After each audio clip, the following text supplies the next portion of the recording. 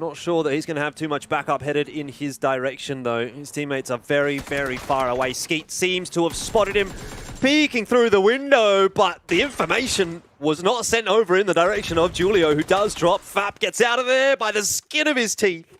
18 HP, surviving for now, but this is a little bit awkward for MSC, particularly given Sololzy has started to work his way over. Again, like I said, the reinforcements still a long way away, but there is some extra presence there from Cerberus, and Skeet is in all sorts of trouble now.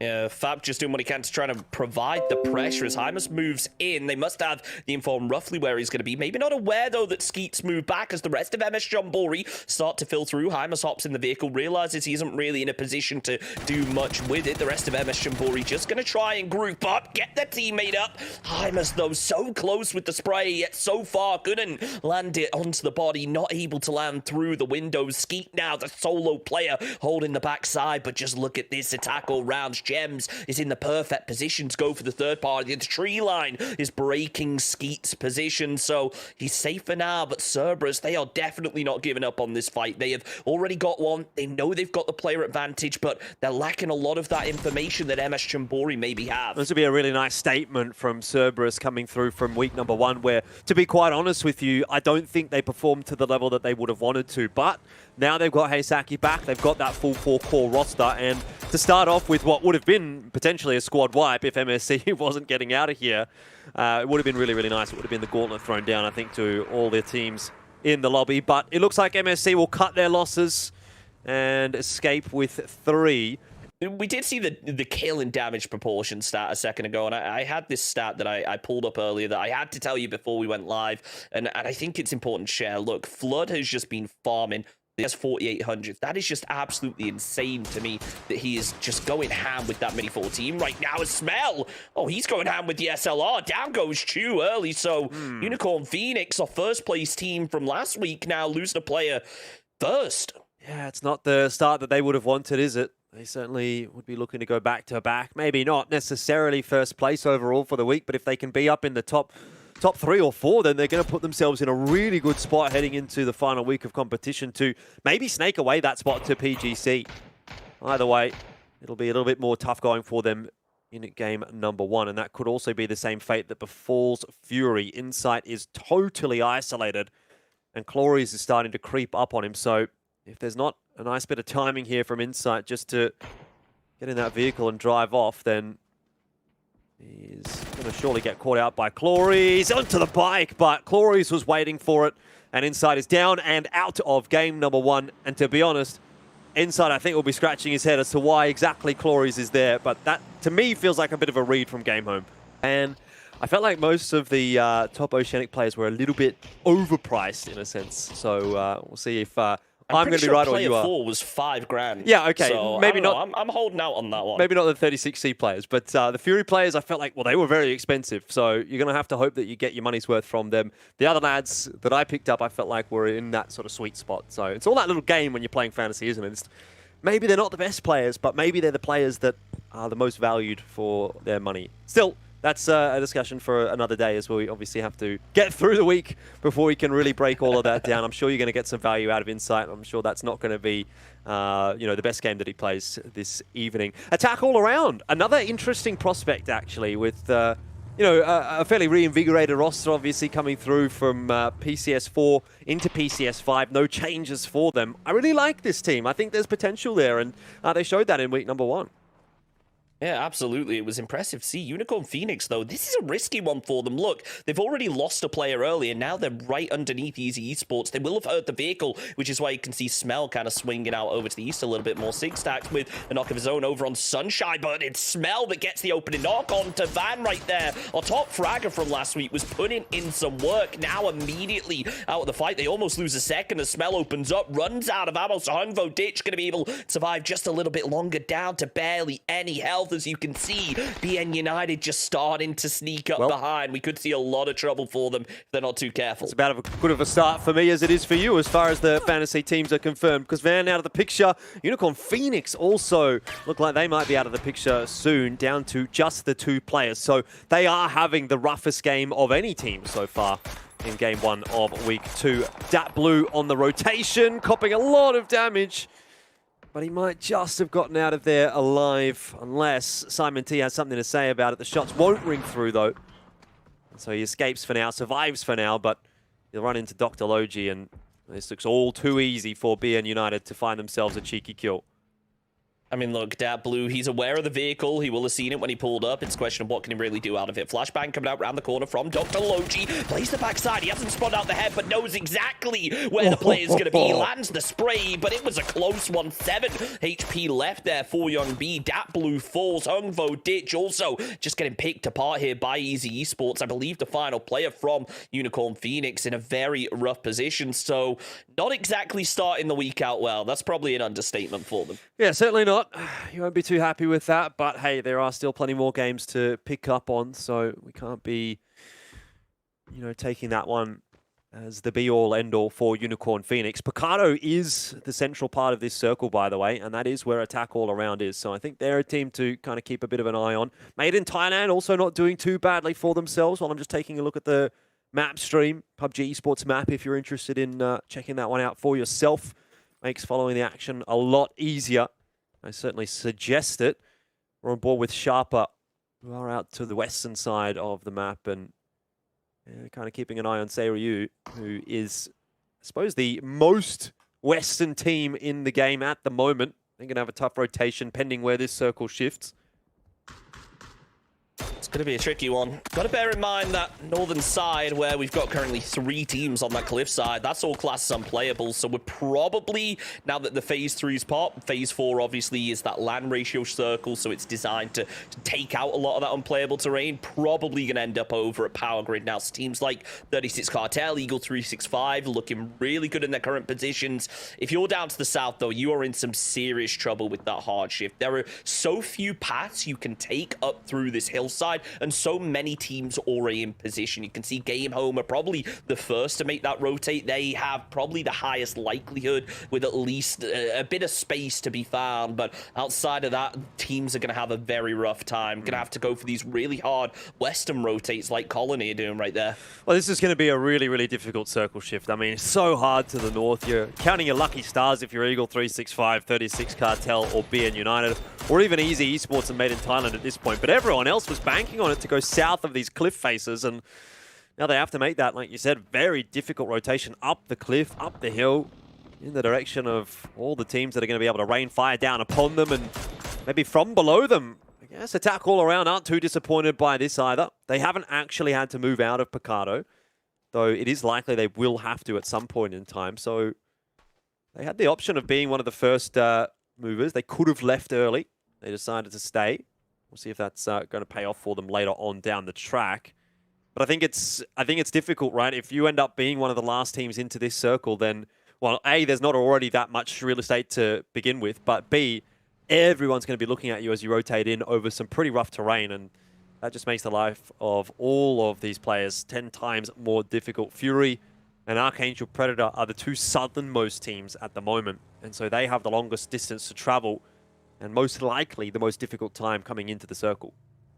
I mean, look, we talk about how hard the rotation is going to be. We should probably point out as well, if we are going to Power Grid, that is a super open area of terrain. Usually when you get those Power Grid circles going into phase 4, phase 5, you only have 5 or 6 teams remaining, so it means it could very well be a bloodbath. Obviously, we are playing for the most chickens, so it is about the win, so maybe not expecting as much of one until the late game. Teams are going to try and get 1 or 2 solo players in, but it's still going to be tricky. Fury going to have to tank a lot of blue damage here, as well as catching fire from Sharper Esports over on the east, posted up in the compound, up the cliff. They are just in the perfect position to really deny Fury their rotate. They should be able to just creep up over this ridge, but it's a question of who's ahead of them. And surprise, surprise, there is a full squad posted up over in the shanties, just waiting for one of these teams to edge a little bit far out in the open and potentially catch them off guard as we see the shots start to rain down. Now it's Sunshine with the spray, doing the damage, takes down Ykikamucow. Fury losing 1, but they've got nowhere to go, and the full squad still out in the blue now. Well, they're just going to have to keep on driving, aren't they? It's the scenic route for Ronon and Fludd at this point in time, and they're hanging on for dear life. You can see the bandages being popped here by Ronon as they do just try to come in anywhere they can. Seiryu still at their backs, firing off a bunch of shots in their direction. Not too many connections, luckily for Fury, but I think it's a small silver lining for them when they've already lost a couple of players. It doesn't really matter what happens from here. Ronon and Fludd are in a rough spot. Colony starting to pressure onto Eagle 365 for some control of power grid, and it seems they've gotten in relatively unscathed. So you'll take that as a win for the Colony. And this might end up working out for Fury as well, because look, they were going to try and, I'm sure if the shot started kicking off between E365 and Colony, try and get in from behind, get involved, but instead, no, Eagle 365, they played passively, they grouped up as a squad, as you should be doing when you have 4 players up in your centered circle. You don't want to be taking an unnecessary fight. It gave Colony a little bit of space to work with, so rather than playing that ridge line, Fury were able to just stay a little bit back and not really have to worry about engaging right now. dayTrade, though, it looks like they want to engage as the shots come out from Tanawat down to Venonica. Unfortunately, they don't land, but Made in Thailand now going to be more than aware dayTrade are making a push. Yeah, it's going to be a bit of a messy part of the circle down to the south there, isn't it? Even still, we kind of keep an eye on what's happening further south of Made in Thailand and dayTrade. It's MSC attack and ArkAngel Predator attack all around. They're all sort of keeping toe-to-toe with one another. And it seems like ArkAngel Predator have managed to get in front of Rogue Nan's, mate. So I think that's probably not going to work out too nicely for him, though he hasn't actually been spotted. They aren't looking in his direction. The nade could be absolutely massive if he sends it in the right direction. But it goes a little bit too short by the looks of things. Evil Patrick's been caught by Skeet. Mad Dog under a bit of pressure now by Rogue, who finally shows his hand from the blue. He's going to have to be careful popping that kit, keeping himself alive. MSC, a real chance of upsetting ArkAngel Predator early on in the piece, and they're going to do just that. CJ down, Mad Dog down. It's just one remaining player for ArkAngel Predator left.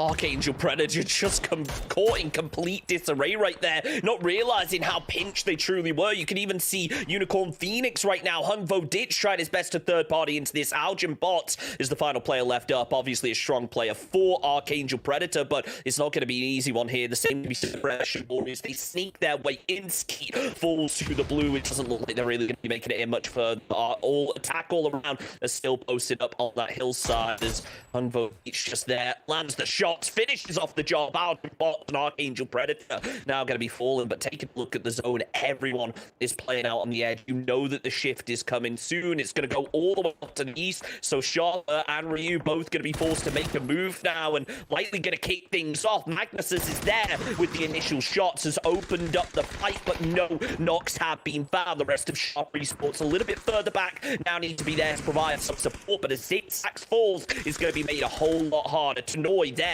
for the trade. Down goes How. So it's a 3-for-3 battle. Make it 3-for-2 as Fludd comes in for the third party. Maximus is there for another one. tRycK falls and Seiryu Esports are just out of there in no time. Yeah, MSC and Unicorn Phoenix also being knocked out in the meanwhile. So a bit of a bloodbath as we head into phase number 5. 12 teams remaining. dayTrade starting to get a bit of work done in that engagement against Made in Thailand. Attack all around are on the move as well. And I think BN United is one of the big winners of that circle shift. They've still got a compound to play with. Gems gets knocked out of the vehicle, but he might actually be okay if he can get his head ducked down. Asba will be a bit disappointed by the fact that he did sort of slide into relative safety as he got jumped out of the vehicle, but looks like a relatively straightforward rotation in the end there for attack all around. They've made it across without too much loss. Looks down a little bit by Sharp at Esports, just inside dayTrade down to the nearest shovel. Tanoi is there. Some shots his own down the hill, but he can't finish off the job. Flash is still there. Fire coming through from Nann to return it as Fury making a final stand. Ronon's already fallen. It's all down to Fludd as the final remaining player there with the tRycK sprays. Alec almost gets flushed out, but it's not enough as Fury are down in 12th now. Yeah, that's, well, to be expected, I suppose, when you've only got a couple of players left alive. It was always going to be difficult for Fludd and Ronon to get anything done. Game home. Being able to put in some pretty hard yards so far. BN United, much the same. Sharper Esport locked in a bit of a battle on multiple fronts. Whether they know it or not, I'm unsure. But dayTrade is behind them. 36C is ahead of them. And even Made in Thailand is kind of hanging around with a potential angle in onto this one. Venotica chucks an nade across, but not able to connect this time. Sooner or later, though, you have to think one of these nades will find their mark, and that's it from Flash. A double knock. Belmoth and sixax are down, and Sharper are not going to enjoy that. It's not ideal here, though, for Daytrade, because look at this third party coming in. It's Made in Thailand, throwing their nades over. Pewchoos is down low, pinned up against the wall as Tanawat opens up with the spray. Flash, Norns, Venotica all go down. Pewchoos, the final player, finish off by Eskazila, but now the attention shifts. 36 Cartel try to make a third party happen, but Maximus says no thank you to that. Taken down too, but Asba finishes off the job. Down goes Sharper Esports. Colony went out before that. Still, 7 teams remain as they're kicking now. Their combat tried their best to meet the final stats and tackle round. Coming in, this Made in Thailand making an attack that after hearing the fight. Player 4 is the fun one, but can't do anything.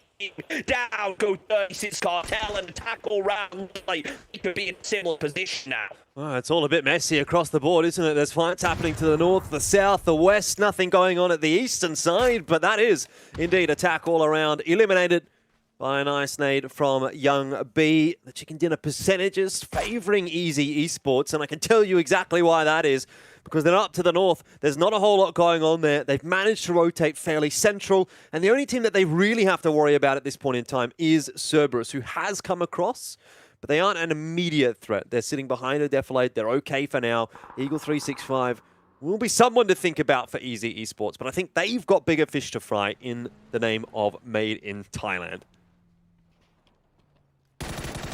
Yeah, I think it's fine. It sounds fine to me. I'm on a different browser now, so we'll see. Sorry about that, but anyway, let's focus on the game. As Made in Thailand now getting ready to make a push through here. You can see they've already taken a couple fights. They're about to say one more up against Eagle 365 as the Molotov coming up over the top here. Jekzy doing a hell of a lot of damage. Duckman's and Esquazila there to return it. Hanzyy down to just 1 HP. Barely makes it out by the skin of its teeth. Throws a nade, but falls to one from Tanawat. Down goes Hanzyy. It's Made in Thailand. Only 3 players left up, but taking a fight to every single squad in the lobby right now, not afraid to get aggressive. That's what you like to see. Being United under a bit of pressure from Eagle 365, but I think Eagle 365 are, you know, not in the best shape themselves. They have to get that res onto Hanzyy, and then they'll be able to battle with 4. Circle's starting to get smaller and smaller, and so we are seeing these small skirmishes cropping up on all sides of the map. Cerberus keeping an eye on what's happening on the other side over towards the west. But that's giving a lot of information over to Easy Esports, who as of yet have not decided to push the issue. They very well could. It seems like they're lying in wait. Very patient. Right now for Easy Esports, it feels like a question of, we don't need to, so let's just wait. It looks like now, though, as the shots come through, they will push, but it's Made in and Eagle 365 that are really in trouble. Duckman's is down. 2 players remain from there to come through. Eagle 365 taking a fight on Brunch. Chibiritt is there with damage down towards Envy. Sorry, Easy. Shinvi catches himself a little bit of damage. Made in Thailand tried to go for the revive. Tanawat is there to provide the cover. Zone shifted up to the north, and Easy Esports, as well as Cerberus, both looking really strong in their current position. Yeah, Easy Esports in particular seem to be the team to beat at this point in time, but that doesn't necessarily mean it's going to translate into a win for them. Eagle 365 just keeping their heads down, but sooner or later they're going to have to move. I suspect they want to go more toward the north than the south, because there's a little bit more action happening on the southern side of the map. The north seems relatively uncontested, but the terrain could work out unfavorably for them if they have to push in the direction of Easy Esports. Cerberus are the ones that, at least according to the algorithm, have the best chance here, Chunks. I'm not sure that that's going to end up being the case, but perhaps it's factoring in the possibility that Eagle 365 and Cerberus sandwich Easy Esports and put them to bed pretty quickly here. They're coming out all around, but Eagle 365, they are being pushed in, and for that reason, they just have so much pressure. I'm not sure whether it is going to be Cerberus that really can with Easy Esports looking at how they are. Who knows? Who knows? It's still anyone's game. It's all going to come down to who gets the opening knock and the positioning that Eagle365 take now. If they can move down the hill a little bit more, they can make Esports and give Cerberus that advantage that the algorithm seems to think it has. Y8 does get knocked, and we're starting to see that come into effect now, aren't we? Cerberus, they get the nade right on top of him as well, which puts Easy Esports down to just the 3 players. They really haven't pushed the issue from this position, and that might have ended up being their undoing. It's allowed other teams to be a little bit more proactive, and speaking of, BN United are on the move, trying to force their way in the direction of Cerberus, but it hasn't worked out well for them. They lost Dr. Logi, the nades that they fired off in that direction, not finding their mark, and now they turn their attention over toward Made in Thailand, finishing their run in Game 1 of PCS 5 week number 2. But that doesn't really help BN United all that much. They've still got some ground to cover, they still need to find some relative safety, and they still have to deal with Cerberus. It's a rough one for them now. Cerberus, though, still pinned up against the wall as the zone closes in. Sure, Easy Esports are not looking ideal, but there's so many more squads that can cause them problems as Easy just try and play this dip for everything it's worth. Now, we are in Phase 8. It comes down to a dot after this, so no more shifts. They're not in a terrible position, but BN United now with an extremely open area of terrain that they're going to have to try and make their way through.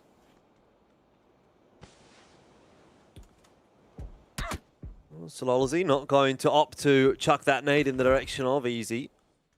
Holding on to it for the moment. I don't know if I'd like to be Easy Esports at this point in time. I'd much rather be Cerberus, who are going to have to push into them, granted, but they don't have to deal with all the extra angles that Easy Esports do, at least at this point in time. Later on, yes. Right now, no. BN United sends Simon T into the center of the map, inside of that ditch. Jekzy's got a bit of an idea as to exactly what's going on here, so he might try to force his way in there. A dispatch of Simon T, but thinks better of it for now. Look at all these smokes starting to get put up by Cerberus. They're going to shift all the way through the northern part of the map, which is down below Easy Esports. Hanzyy from Eagle365 has angles on everyone at this point in time, but Himas from behind the truck is getting a lot of damage down, still no knocks, and they're desperately needed. sLuspekT is finished off. Heysaki on the ground, now Himas as well. Cerberus have found themselves in a crossfire. It's not worked out nicely for them. FAP is hiding inside of that smoke, but the reality is that he's not going to get too much more done from this position. I think Cerberus are out of the picture, and it looks like it might be Eagle365 to dominate from here. This is rough for BN United. Youngby, the final player left up. All it's going to take is one well-placed nade from Eagle365, but it looks like Jekzy is there to swing around a little bit more. Opens up, but Youngby's there to get the trade. Hanzyy from afar finishes off the job, and BN United do end up falling 3 versus 3 unless Eagle365 can somehow find the res, which I don't think it's too likely right now. Certainly doesn't look like it. Chibiritt would have a lot of ground to cover. And there's just no chance that he gets there and gets that res off and survives. So he might still be a bit of a thorn in the side for Easy Esports, but Eagle365 very, very split at this point in time. It is the 3-on-3. I suppose you'd take the position that 365 has, but that is a massive knock from Klee. Chibiritt giving up all the control of the map that Eagle365 had, and now it starts to turn back in the direction of Easy Esports. This is such a rough one here for Eagle365 as they had that advantage but lose a player. Now losing Hanzyy, it's all down to Vandal9. He's pinned down. The nades are coming through, so are the sprays, and well,